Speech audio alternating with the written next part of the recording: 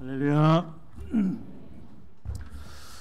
우리를 은혜의 강가로 인도하고 우리의 심령의 은혜로 가득히 채운 임마누엘 찬양대 찬양 하나님 기뻐 받으신 줄 믿습니다. 아멘. 기도하시겠습니다. 하나님 아버지, 이 시간 우리의 마음에 하나님의 말씀 은혜로 채우시옵소서. 성령이 이 시간 임재하셔서 성령의 역사하여 주셔서 온전히 주의 말씀에 집중하게 하시고 주의 말씀의 은혜로 우리의 심령마다 가득히 충만하게 채워 주시옵소서. 예수 그리스도의 이름으로 기도하옵나이다. 아멘. 오늘 말씀은 고린도전서 1장 18절에서 25절 말씀으로 십자가를 통한 하나님의 은혜라는 제목으로 하나님의 말씀을 전합니다. 세상에는 길이 있습니다. 찻길이라 하여 차가 다니는 길이 있습니다. 비행기가 다니는 그 항로가 있지 않습니까? 바다의 배도 아무렇게나 다니는 것 같지만 배가 다니는 그 길 있습니다. 또 물길도 있습니다. 산에 사는 짐승도 제 나름대로 다니는 길이 있습니다. 그래서 사냥꾼은 그 길목을 지키지 않습니까? 우리의 인생도 하나님을 만나는 길이 있습니다. 우리가 걸어가야 할 이 인생길, 또한 이 인생길에 있어서 하나님을 만나 천국에 이르러야 할 그 길 있습니다. 이 길을 바울은 십자가의 길, 곧 십자가의 도라고 말합니다. 십자가를 통해서 하나님께 나아갈 수 있다는 것입니다. 바울은 그리스도로 말미암아 십자가의 도를 증거함으로 성도들에게 있어서의 그 복음의 핵심을 전하려고 했습니다. 십자가의 도가 멸망하는 자들에게 미련하게 보이지만 구원을 받는 성도들에게 있어서의 하나님의 능력이 된다고 강조했습니다. 세상에는 구원을 얻기에 지혜로 보이는 것들이 많이 있지만 실상 세상적인 지혜로 구원에 이를 수 없습니다. 주님께서 분명 우리에게 말씀하셨습니다. 예수께서 이르시되 내가 곧 길이요 진리요 생명이니 나로 말미암지 않고는 아버지께로 올 자가 없느니라 말씀하셨습니다. 하나님께서는 오직 구원의 길을 예수 십자가를 통해서만 열어주셨습니다. 이 십자가를 통하여 죄인을 구원하시는 하나님의 큰 구원의 계획을 하나님께서 십자가의 그 은혜를 통하여 이루셨습니다. 하나님께서 오직 구원의 길을 이 십자가를 통해서 우리에게 주신 줄 믿습니다. 바울은 고린도서 1장 18절에 십자가의 도를 말하며 멸망하는 자들에게 미련한 것이지만 구원을 받는 우리에게 능력이 되는 그 십자가를 이렇게 말했습니다. 십자가의 도가 멸망하는 자들에게 미련한 것이요 구원을 받는 우리에게 하나님의 능력이라. 사랑하는 여러분, 그리스도의 십자가는 하나님의 능력입니다. 우리가 십자가를 바라볼 때 주님의 그 크신 능력, 또한 주님께서 우리를 위하여 십자가를 지심을, 또한 주님께서 저 십자가를 지시기에 우리는 십자가를 볼 때마다 주님을 바라볼 수 있어야 합니다. 십자가를 바라볼 때마다 우리는 주님을 잊어버리지 말아야 합니다. 십자가를 바라볼 때 저 십자가가 내 마음에, 십자가가 우리의 가정에, 십자가가 우리의 일터에, 십자가가 우리의 삶의 자리에 세워져야 할 줄 믿습니다. 최근에 세상 사람들에게 자주 회자되는 이름 석자가 있습니다. 앞으로 읽어도 뒤로 읽어도 똑같은 그 이름. 네. 해문형의 세 글자로 된 이름입니다. 사람들은 이 이름을 지금은 잊지 않고 기억할 겁니다. 또 시간이 지나고 세월이 지나면 그 이름을 잊어버리게 될 겁니다. 세상 사람들이 그 이름을 잊는 것은 어찌 보면 당연합니다. 그러나 우리 믿는 자가 잊지 말아야 할 그 이름이 있습니다. 그 이름은 예수 그리스도요. 우리가 잊지 말아야 할 것이 있습니다. 그것은 예수 그리스도의 십자가인 줄 믿습니다. 최근에 방송 프로에 이런 프로가 주목을 받는다 합니다. 식당에 가면 주문을 하지 않습니까? 주문을 잊은 식당입니다.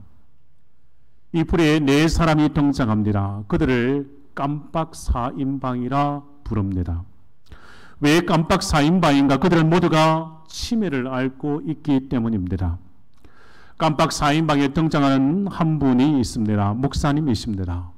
목사님도 치매를 앓을 수가 있습니다. 우리의 삶 주변에 치매를 앓고 계신 분들이 많습니다. 그들을 향하여 따뜻하고 평등한 그 시선이 요구되었습니다. 우리의 가족 중에, 우리의 친구와 이웃 중에 치매를 앓는 이가 없는 사람들 없습니다. 다 있습니다. 외람되지만 저희 어머니도 치매를 앓고 계십니다. 그러나 감사하게도 이 아들의 이름 석자는 잊어버리지 않습니다. 모두가 다 잊어버림의 부담을 가지고 살아가지 않습니까? 모두가 다 머릿속에 지우개 하나씩 가지고 다 있습니다. 세월이 지나면 이 지우개가 그 능력을 발휘하여 가족의 이름도 지우고 친구의 이름도 지우고 세상에서 그렇게 소중하게 여겼던 것, 그것들을 내 머릿속에 지우기를 계속하려고 합니다. 주문한 것을 잊어버리고 숫자를 잊어버리고 그 식탁을 잊어버려도 사람들은 말합니다. 괜찮다 말합니다. 간절히 바라는 것은 하나님께서 우리에게 십자가를 통해 주신 하나님의 은혜를 잊어버리지 않도록 여러분의 그 기억 속에 예수 그리스도의 그 이름을 하나님께서, 성령님께서, 우리 주님께서 남겨주시기를 저는 간절히 바랍니다. 주문을 잊은 식당의 깜빡 4인방들이 손님들의 주문을 잊어버려도 주문한 사람들이 기억하면 문제될 것 없습니다. 우리의 가족 중에 누군가 예수 그리스도의 그 이름을 잊어버리는 일들이 생기면 성도님들이 예수의 그 이름을 기억하도록 그의 귓가에 돌려주시면 됩니다. 예수 그리스도, 예수님, 주의 십자가를 돌려주시면 됩니다. 내 부모가 나를 잊어버려도 나는 부모를 기억하면 됩니다. 내 아내가 나를 잊어버려도 남편이 그를 기억하면 됩니다. 우리 성도님들은 예수 그 이름의 능력, 그 십자가를 잊지 마시기를 주의 이름으로 축원합니다. 중세교회의 대표적인 철학자이며 신학자이던 토마스 아퀴나스가 어느 날 교황청의 부름을 받고 나아가 교황을 만났습니다. 교황과 대화를 나누는 가운데 마침 세계 각국으로부터 수많은 검은 부활을 가득 실은 마차가 교황청으로 들어오는 것을 보았습니다. 그때 교황은 자랑스럽게 토마스 아퀴나스에게 이렇게 말했습니다. 보십시오. 토마스 아퀴나스. 초대 교황이 어떤 베드로 사도는 금과 은은 내게 없거니와 라고 말했지만 이제 우리는 금과 은을 저렇게 풍성하게 가졌습니다. 세계 각국에서 보내오는 저 검은 보화를 보십시오. 이 놀라운 건물과 장식을 보십시오. 그 말을 들은 토마스 아퀴나스는 교황에게 이렇게 말했다고 합니다. 초대교회는 금과 은은 내게 없거니와 내게 있는 것으로 내게 주노니 곧 나사렛 예수 그리스도의 이름으로 걸으라고 명할 수 있는 확실한 예수 그리스도의 그 이름을 가지고 있었습니다. 현재 우리는 참으로 아름다운 교회를 지었습니다. 금으로 기둥을 만들었고 대리 속으로 바닥을 꾸몄습니다. 엄청난 하나님의 교회입니다. 우리는 땅도 많이 가지고 있습니다. 많은 건물도 가지고 있고 사람들도 많아졌습니다. 이제 은과 금은 우리에게 아주 많이 있습니다. 그러나 초대교회가 가졌던 나사렛 예수 그리스도의 그 이름의 능력은 우리에게 없는 것 같습니다. 사랑하는 여러분, 주님의 교회가 살아있다면 교회가 반드시 성장하는 것이 옳습니다. 성장하는 것은 참으로 소중한 일이고 성도는 관심을 가지고 기도하고 그 일을 이루어 가야 합니다. 그러나 교회의 건물이 화려해졌다고 건강한 교회가 되는 것은 아닙니다. 주님께서 베드로의 그 신앙의 고백을 들으시고 말씀하셨습니다. 또 내가 내게 이르노니 너는 베드로라 내가 이 반석에 내 교회를 세우리니 엄부의 권세가 이기지 못하리라. 주님께서 이 땅에 세우시기를 원하셨던 주님의 교회, 하나님의 기뻐하실 그런 교회는 그 모양의 크고 아름다운 교회가 아닙니다. 그렇다고 해서 작은 교회가 주님이 기뻐하는 교회도 아닙니다. 교회가 성경적으로 바로 서서 그 시대 속에서 주님께서 허락하신 교회의 사명을 잘 감당하는 교회가 아름다운 교회인 것입니다. 중요한 것은 무엇보다도 그 안에 진정한 예수 그리스도의 그 이름에 그 능력이 있는가 하는 것입니다. 성도들이 예수를 말하고 예수의 그 이름을 더 높이는가? 그것에 달려 있습니다. 믿는 자에게 영적 위기가 어디에서부터 시작되는지를 우리는 알아야 합니다. 교회의 위기가 어디에서 오는지를 알고 그 위기의 그 파도를 막아야 합니다. 위기가 시작되지 못하도록 은혜의 강물을 담은 저수지를 허물게 만드는 그 작은 그 구멍을 막아야 합니다. 위기가 시작되는 것은 웅장한 건물이 없어서가 아닙니다. 아름다운 선율, 아름다운 음악을 들려주는 오르간이 없어서가 아닙니다. 아름다운 건물과 편리한 시설을 갖추고 있지 않아서가 아닙니다. 놀이터가 없어서가 아니고 엘리베이터가 없어서가 아닙니다. 그것은 예수 그리스도의 그 이름의 능력을 상실함으로 위기가 시작되어지는 것입니다. 믿는 자가 예수를 부르지 아니하고 예수를 말하지 않을 때가 위기인 것입니다. 교회가 예수를 말하지 아니하고 예수를 증거하지 않을 때가 그때가 위기인 것입니다.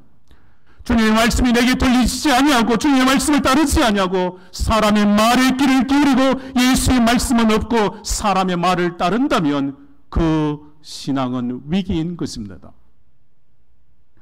초대교회 사도들은 성령의 충만함을 덧입었습니다.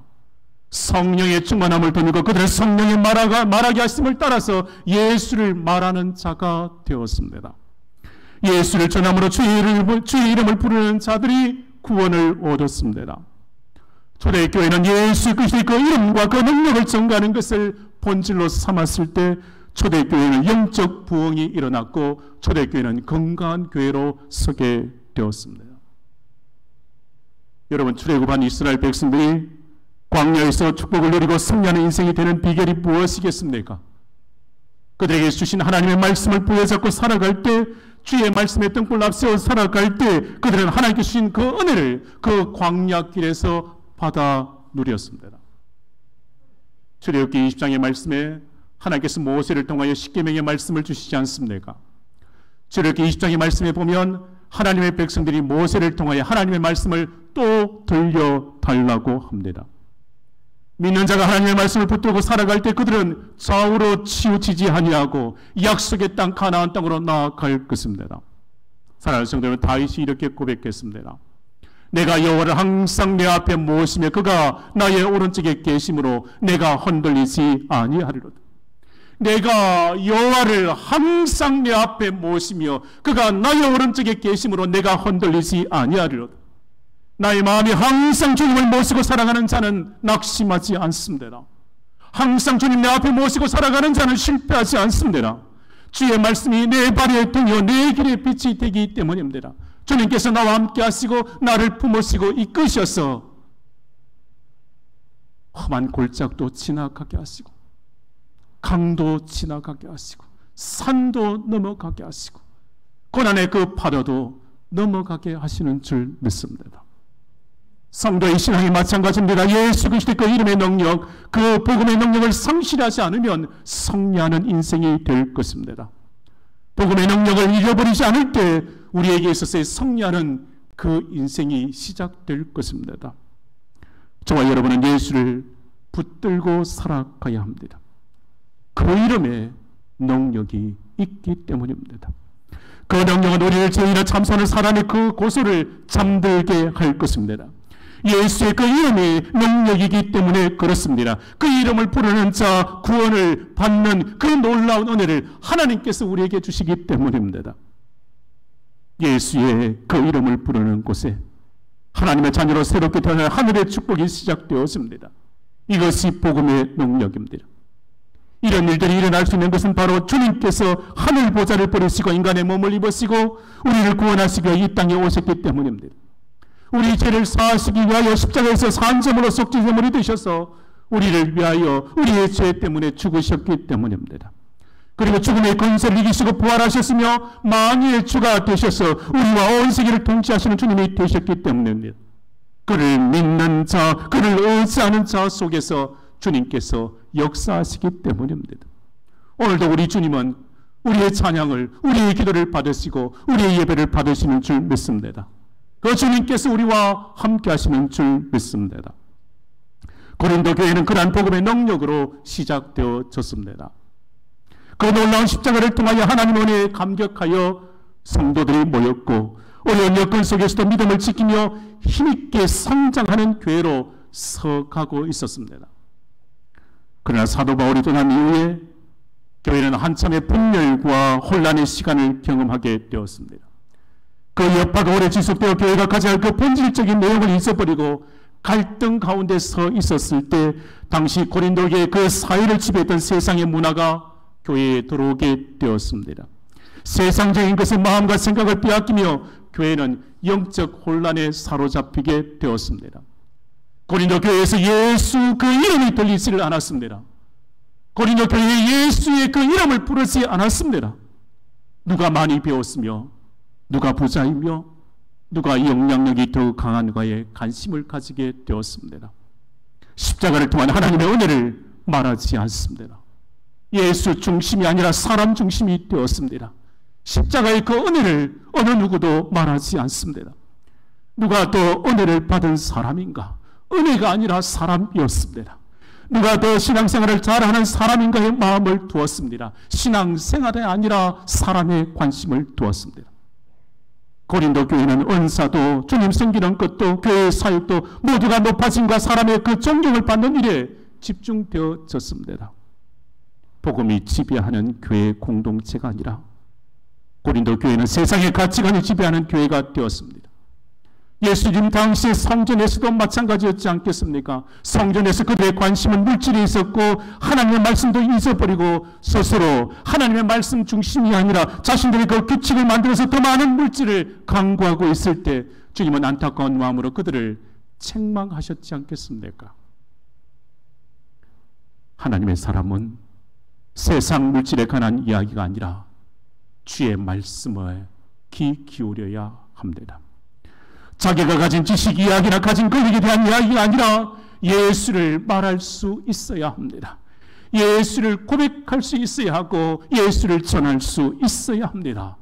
예수를 말하는 성도들이 모인 교회가 건강한 교회입니다. 교회는 은과 금을 이야기하는 곳이 아닙니다. 교회는 은과 금을 구하는 장소가 아닙니다. 교회는 자기 지식을 자랑하는 것도 아닙니다. 교회는 세상 자랑을 하는 것이 아니며 세상 지혜를 자랑하는 것도 아닙니다. 오늘 본문에 바울이 말하지 않습니까? 지혜 있는 사람이 어디 있습니까? 학자가 어디에 있습니까? 이 세상의 변론가가 어디에 있습니까? 하나님께서 이 세상의 지혜를 어리석게 하신 것이 아닙니까? 십자가가 우리에게 능력입니다. 예수 그 이름이 우리에게 능력인 줄 믿습니다. 세상 사람들이 찾았던 세상의 지혜에 대한 사도 바울의 대답은 명확합니다. 십자가 복음의 능력이라고요. 초대교회 당시에 고린도 사회에서 세상의 영광을 추구하며 그것이 제일의 기초로 삼고 살아간다 할지라도 세상 가치관이 교회에 들어와서 세상의 영광을 추구하는 이들이 있다 할지라도 외형적인 것, 더 많은 것, 더 높은 것, 더 큰 것만을 최고의 가치로 삼는 일이 있다 할지라도 교회에 바울파, 아볼로파, 게바파, 그리스도파가 있다 할지라도 믿는 자는 예수 중심이어야 합니다. 예수를 말하는 자가 있어야 합니다. 예수 십자가를 앞세우는 자가 있어야 합니다. 십자가를 통한 하나님의 은혜를 먼저 말하는 자가 있어야 합니다. 교회는 세상적인 가치관으로 세워지는 곳이 아닙니다. 세상 사람들 보기에 미련한 것처럼 보이지만 십자가의 복음으로 세워지는 곳이 주님의 교회인 줄 믿습니다. 우리가 구원받은 것도 하나님의 자녀가 된 것도 십자가를 통한 하나님의 은혜 때문입니다. 이것은 우리가 생명을 얻고 담대히 하나님의 보좌로 나아가시는 그 능력이 됩니다. 그래서 바울은 십자가를 전하고 십자가를 자랑했습니다. 바울은 사나 죽으나 십자가 붙들었습니다. 우리가 그리스도인으로 산다는 것은 세상의 방식을 따라 살기를 포기한다는 것을 말합니다. 그리스도인이라면 그리스도의 방식으로 살기로 작정한 사람들이지 않습니까? 그래서 골로새서 3장 17절 말씀에 말에나 일에나 다 주 예수의 이름으로 감당하는 자입니다. 교회가 새롭게 되어지는 것도 복음으로 돌아가는 것입니다. 교회가 건강한 교회가 되는 그 비결도 주의 복음으로 돌아가는 것입니다. 믿는 자가 하나님 앞에 바로 설 수 있는 것도 언제나 십자가를 통한 하나님의 은혜가 기억되어지고 예수 중심, 주의 십자가 중심으로 설 때인 줄 믿습니다. 자녀가 부모의 그 은혜를 기억해야 하듯이 하나님의 자녀는 그 십자가, 그 은혜를 잊어버리면 안 됩니다. 하나님 아버지의 그 사랑, 그 십자가를 통해 주신 하나님의 그 놀라운 은혜를 기억하고 살아가야 합니다. 한 철학자가 세상의 문화를 세 단계로 나눴습니다. 이상적인, 관념적인, 감각적인 문화로. 이상적인 문화는 영적인 것을 추구하고, 관념적인 것은 보여지는 것, 직관적인 것, 가치관이라는, 감각적이라는 것은 세상의 가치관을 쫓아가는 것. 세상의 가치관을 쫓아갈 때 항상 그렇습니다. 그 사이는 패망의 길로 갈 수밖에 없다고.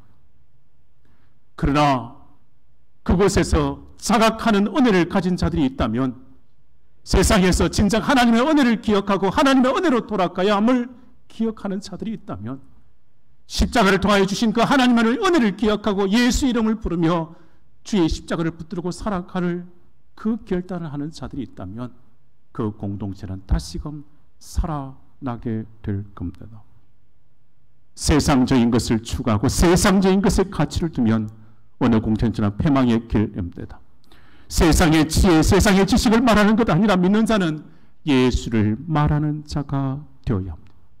세상의 영광보다 믿는 자는 십자가를 통하여 하나님의 은혜를 구하고 예수 그리스도의 그 능력을 믿고 그 이름을 전하는 자가 되어야 할 줄 믿습니다.